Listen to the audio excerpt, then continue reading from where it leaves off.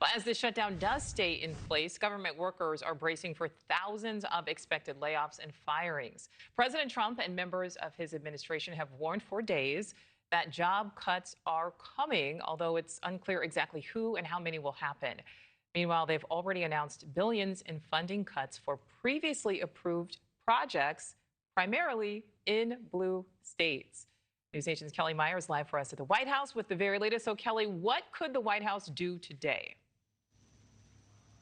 Yeah, hey there, Nichole. Day 3 into this government shutdown, and the White House is preparing for widespread firings that could impact thousands of working Americans, they tell us. A senior White House official telling our Libby Dean today that the White House already has a list of around a dozen agencies it plans to target with firings during the government shutdown. The tally of agencies still being worked out as the Trump administration decides what cuts to make. President Trump says he didn't want cuts during a shutdown and still places the blame on Democrats. There could be firings, and that's their fault, and it could also be other things. I mean, we could cut projects that they wanted, favorite projects, and they'd be permanently cut. A lot of people are saying Trump wanted this, that I wanted this closing, and I didn't want it. But a lot of people are saying it because I'm allowed to cut things that should have never been approved in the first place, and I will probably do that.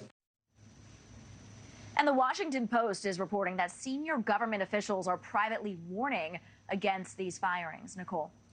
So, Kellie, there are signs President Trump is specifically threatening states that went against him in the election. What are you hearing?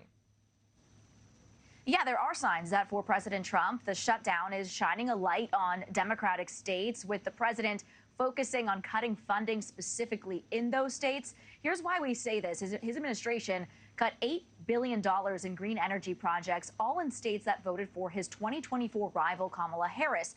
The projects in states, those range from California to Delaware, the home state of Joe Biden, to New York to Illinois. And it's not just blue states, it's the blue cities, too, slashing more than $2 billion in funding for Chicago and $18 billion in funding for major infrastructure projects in Senator Chuck Schumer's state of New York, impacting public transportation in both cities here. And the White House says the project cuts are being made for the same reason. Quote, "We are concerned the Biden administration was handing out taxpayer dollars to pay for the construction based on DEI," adding the Transportation Department is reviewing the contracts to see if they were unconstitutional.